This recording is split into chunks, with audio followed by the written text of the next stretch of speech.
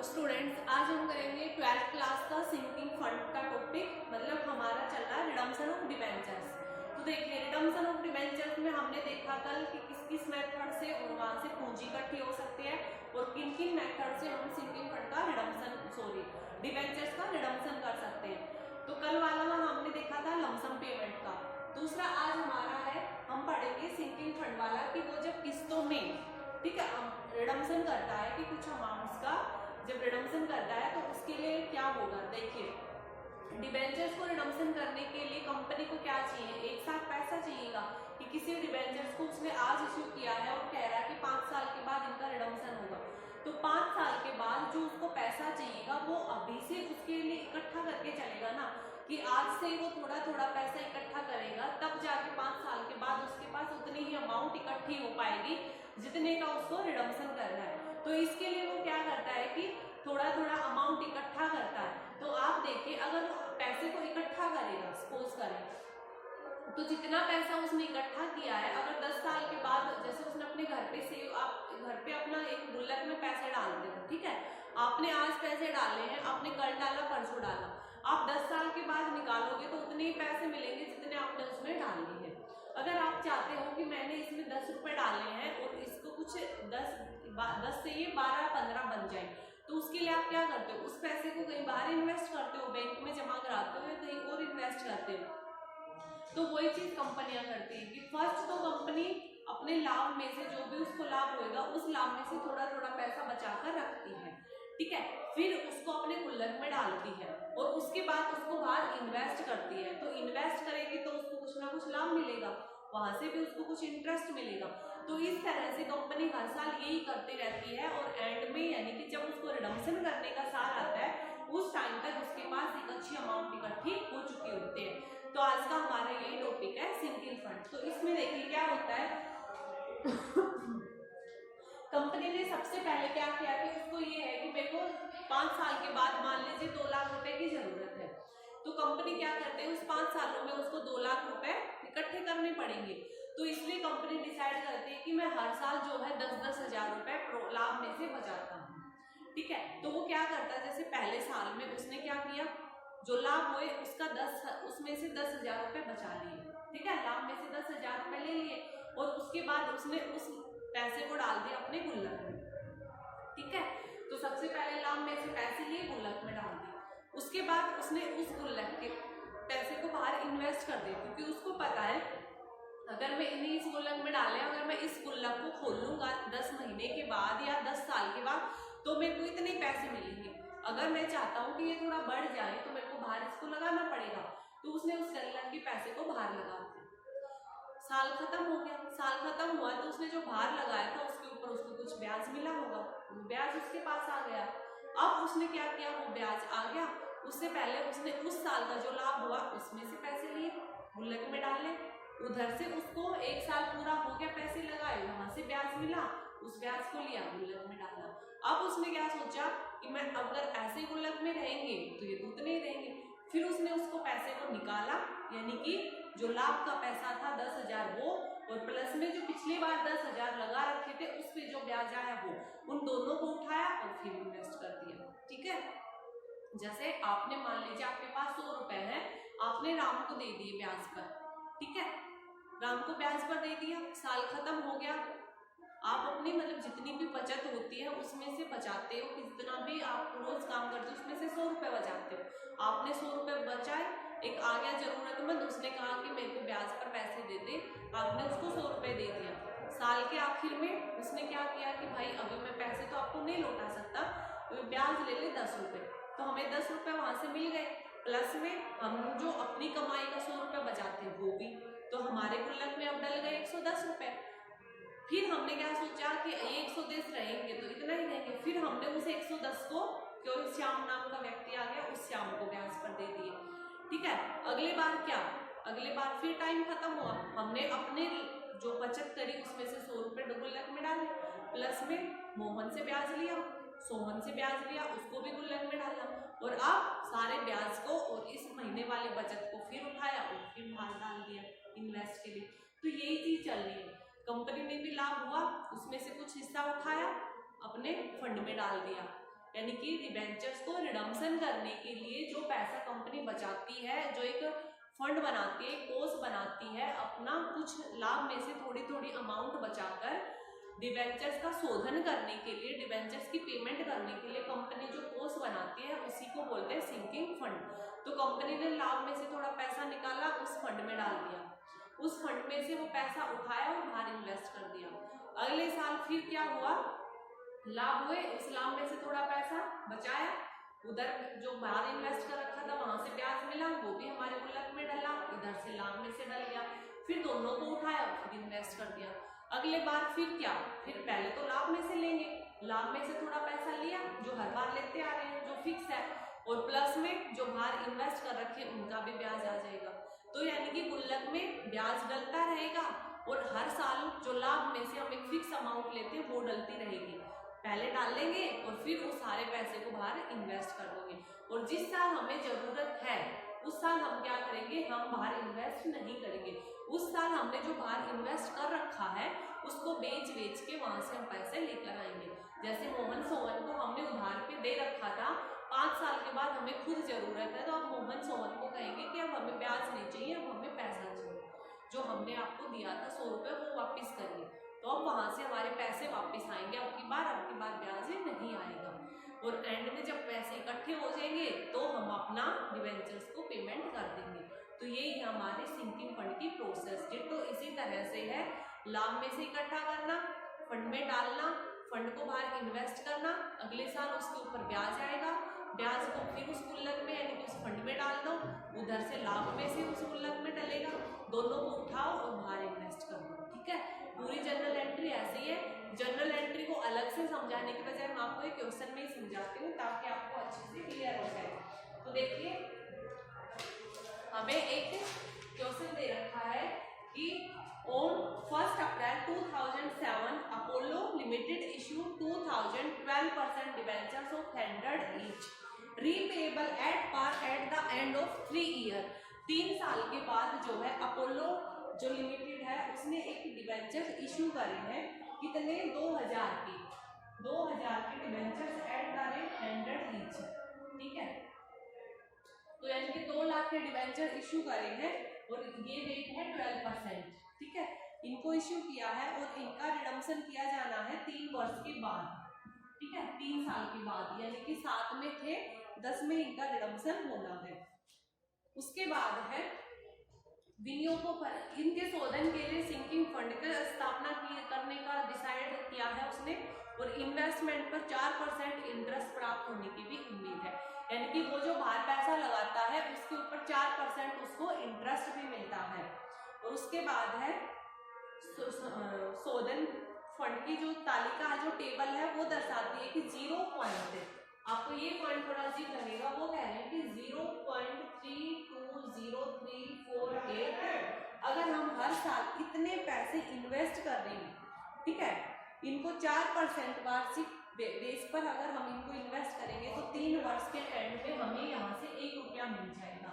इनकी कंपनी कह रही है कि अगर हम इतने पैसे, ठीक है, इतने पैसे को हर साल 4% के ऊपर बाहर इन्वेस्ट करें, इतना पैसा है उसके ऊपर 1 साल में 4% ब्याज मिलेगा, फिर 4%, कितने पैसे को अगर 4% रेट पर हम बाहर इन्वेस्ट करते हैं तो 3 साल में जाके ये पैसा 1 रुपया बनता है।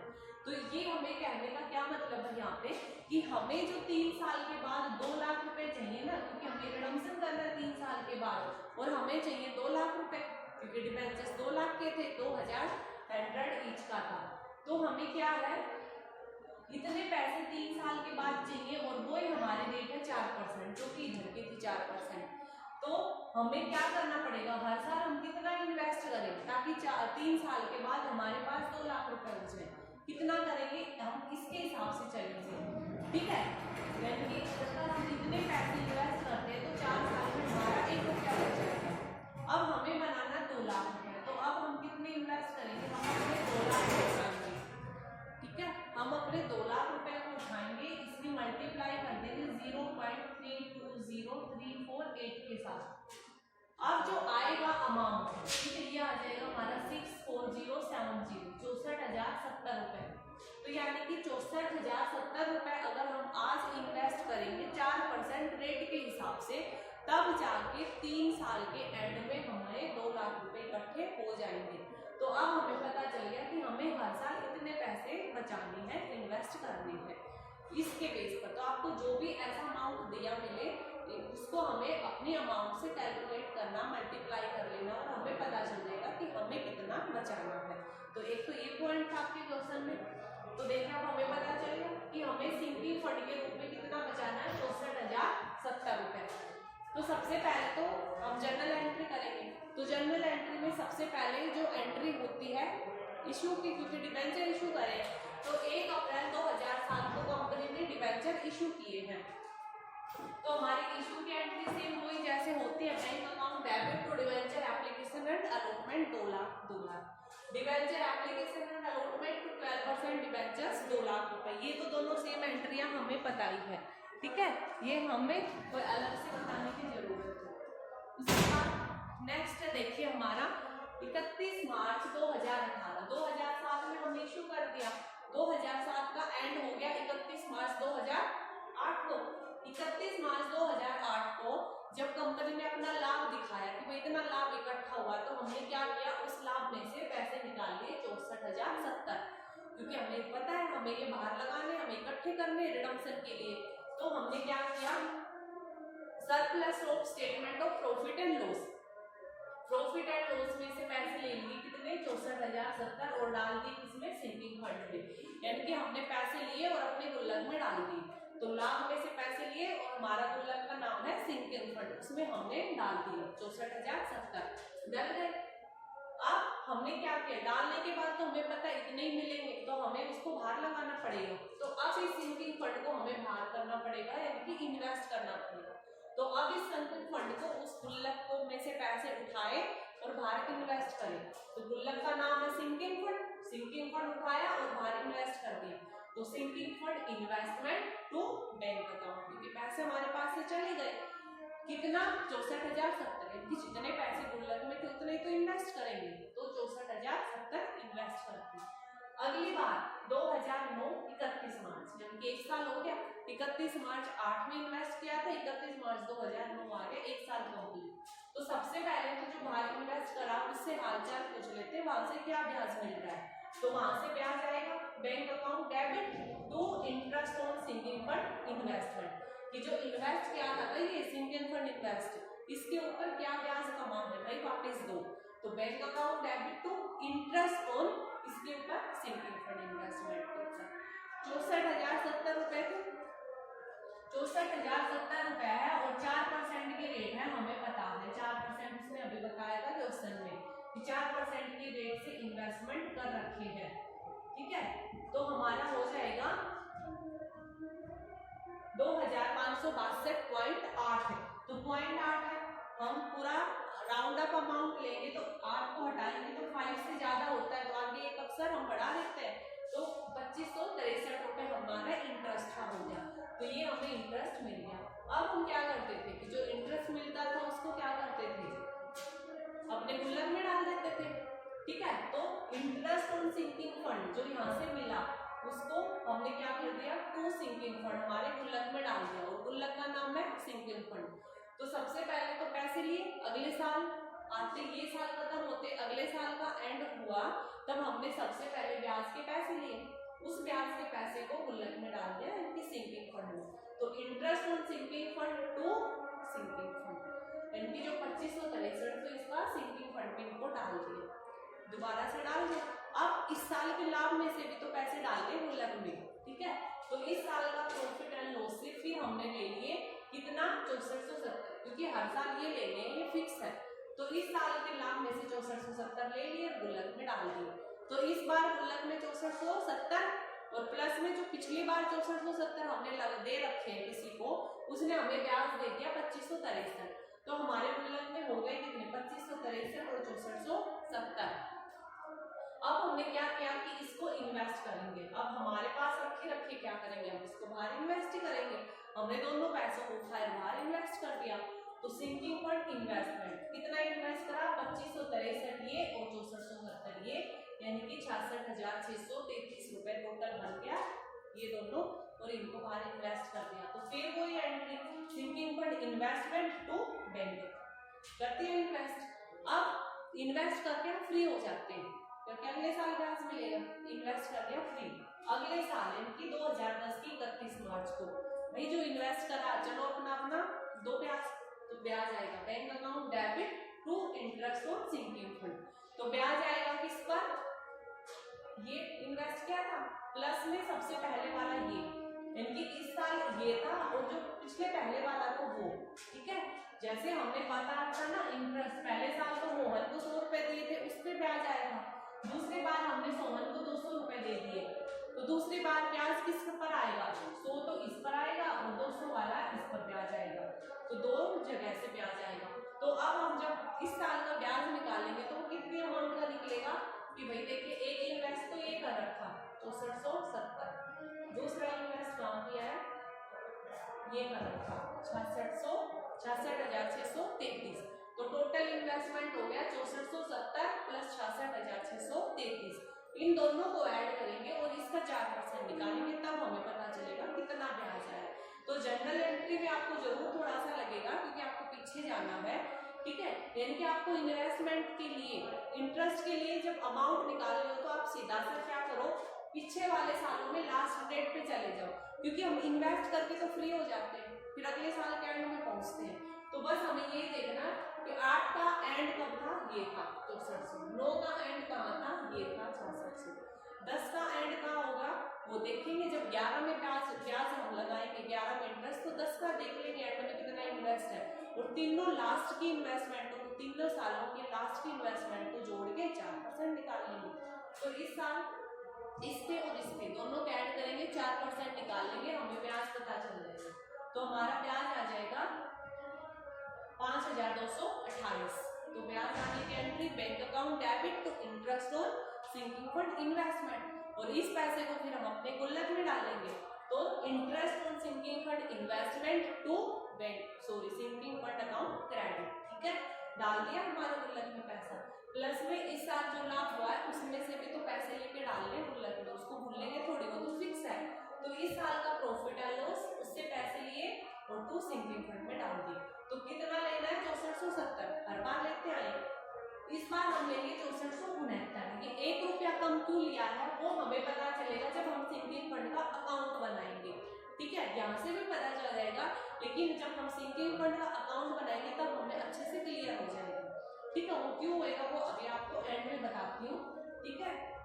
अदरवाइज अगर आप चाहो गलती से आप 6470 फ्लो में लिख जाओ तो भी पूरा क्वेश्चन आपका ऐसा गलत नहीं होगा, क्योंकि फिक्स है 6470 डालना। वो हमने यहाँ पे 6469 क्यों डाला है, क्योंकि हमने टोटल करके देखा तो सिंकिंग फंड में इतने पैसे इकट्ठे हो गए थे कि हमें सिर्फ 6469 डालना था। अगर हम 70 डाल देते तो हमारे 2,01,000 रुपया हो जाता, और हमें तो चाहिए 2 लाख, तो 1 रुपया फालतू हो जाता। तो इस बार हमने उस गुल्लक में 1 रुपया कम डाला ताकि उस गुल्लक में उतने पैसे हो जाए जितने हमें चाहिए हैं, इसलिए हमने उस 1 को यहाँ पे लेस कर दिया, ठीक है।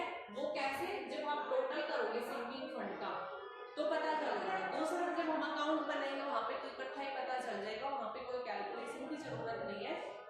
अभी जब आप कोई कराओगे अकाउंट तब क्लियर हो जाएगा। उसके बाद डाल दिया, उसके बाद हम क्या करते थे बाहर इन्वेस्ट, लेकिन इस बार हमें इन्वेस्ट नहीं करना क्योंकि 2010 में तो हमें रिडम्पशन करना है, तो इस बार हम बाहर कैसे लगा सकते हैं, हमें खुद पैसा चाहिए। तो इस बार हमने जो बाहर लगा रखा था उसको बेच के आएंगे, ठीक है, इस बार हमें पैसे चाहिए तो उसको बाहर जो लगा रखा था उसको बेच दिया, हमें पैसे आ गए। Bank account debit to sinking fund investment account credit, यानी कि बाहर जो पैसे लगाए थे उन सबसे हमें पैसे आ गए।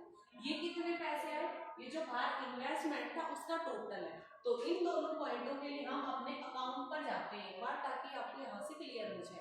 अदरवाइज आप सिंकिंग फंड का टोटल करना यहाँ तक, तो आपको इतने पैसे मिल जाएंगे, ठीक है। वरना जनरल एंट्री से इंपॉर्टेंट इस चैप्टर में लेजर ही पूछते हैं अकाउंट की, तो हम अकाउंट से ये दोनों अमाउंट लेकर आएंगे। और एंड में डिबेंचर्स का पैसा लेना है, तो debenture account debit to debenture holder, तो debenture holder account debit to bank account credit. और एंड में हमने क्या डालना है, सिंकिंग फंड के अमाउंट को जनरल रिजर्व में डाल के बंद कर देना है। तो हमारी लास्ट की एंट्री हो जाएगी sinking fund account debit to general reserve account credit, ठीक है। जैसे हमने शेयर फॉरफीचर वाले अकाउंट को डालते थे कैपिटल रिजर्व में, उसी तरह से सिंकिंग फंड जो हमने बनाया है 2 लाख का, उसको एंड में डाल दो जनरल रिजर्व में। तो पूरा चैप्टर, पूरा आपका जनरल एंट्री क्लियर। अब हम अकाउंट पे चलते हैं, क्योंकि अकाउंट बनवाता है वो। तो इस क्वेश्चन में आपसे वो डिवेंचर अकाउंट बनाएगा, आप बना दोगे। जहाँ जहाँ डिवेंचर है वहाँ पे आपको डेबिट क्रेडिट में डालना है। वो इजी है, कोई इंपॉर्टेंट अकाउंट है नहीं, इजीली कर लोगे। इंटरेस्ट ऑन डिवेंचर है वो भी आप कर लोगे। जहाँ जहाँ interest on sinking fund, sorry interest on sinking fund account, जहाँ डेबिट है वहाँ डेबिट साइड डाल देना, जहाँ क्रेडिट तो होगा ही नहीं, ठीक है ना, सॉरी क्रेडिट भी होगा क्योंकि उसमें गुल्लक में जब हम डालेंगे तो। लेकिन इंपॉर्टेंट 2 ही अकाउंट है इसमें, आपका सिंकिंग फंड अकाउंट और सिंकिंग फंड इन्वेस्टमेंट अकाउंट, बाकी छोटे छोटे अकाउंट है। तो सबसे इंपॉर्टेंट आपका सिंकिंग फंड अकाउंट, तो हम वहीं पे चलते हैं। तो देखिए सिंकिंग फंड अकाउंट बनाने के लिए हमारे क्या होता है, सबसे पहले जनरल एंट्री क्या होती है, profit and loss account debit to sinking fund account credit, यही होते हैं ना हमारे entry, surplus of profit and loss to sinking fund. तो सिंकिंग फंड के क्रेडिट में आ जाएगा क्या, by profit and loss account, क्योंकि प्रॉफिट एंड लॉस से हमने 6470 रुपए लिए हैं स्टार्टिंग में। कब लिए थे ये, 31 मार्च 2008 को, यानी कि जिस साल कंपनी ने शेयर इशू करे थे उस साल के एंड के लाभ में से, उस साल के आखिर में तो हमें लाभ पता चलेगा, तो आखिर में यानी कि 31 मार्च 2008 को लाभ में से उसने ये पैसे निकाल लिए और फिर साल खत्म तो बाय बैलेंस से दे करके बैलेंस को इधर लाके इक्वल। अगले साल 2008 के 1 अप्रैल को इस बैलेंस को हम आगे लेकर आएंगे, कितना 6470, और प्लस में 2008 के साल का अंत कब होएगा, 2009 में, तो 31 मार्च 2009 को हम फिर लाभ में से पैसे लेंगे, लेकिन उससे पहले जो यहाँ पे बचा दे रखे हैं बाहर उन पे ब्याज तो ले लें। तो by interest on sinking fund investment, ये जो 6470 इन्वेस्ट कर रखी है इसके ऊपर 4% का ब्याज लेंगे पहले हम, 6470 के ऊपर 4% का ब्याज लेंगे इतना, और प्लस में इस साल के लाभ में से भी लेंगे। तो इस साल के लाभ में से तो फिक्स है 6470 रुपए ले लिया टोटल, यानी कि अब टोटल सिंकिंग फंड में कितना हो गया, यानी कि अब हमने कितना हो गया इकट्ठा, तो एक तो ये पिछले साल का और इस साल का ये ब्याज और ये पैसा टोटल हो गया 1,30,703। इसको इस साल के एंड में क्लोज कर, अगले साल 1 अप्रैल को फिर बैलेंस को लेके आए, और इस साल 9 का एंड कब होएगा 10 में, तो 31 मार्च 2010 को सबसे पहले तो हम ब्याज लेंगे। तो अब हमारा बाहर टोटल अमाउंट कितना इन्वेस्ट हो रखा है 1,30,703, ठीक है। यहाँ पे आपका कैलकुलेट इकट्ठा होता आ रहा जोड़ करके, जो कि वहां पे हमें करना पड़ा था जनरल एंट्री में। तो 1,30,703 हम बाहर लगा चुके हैं, तो अब इंटरेस्ट आ जाएगा 1,30,703 का 4%, 5,228, समझ गए, इंटरेस्ट आ गया।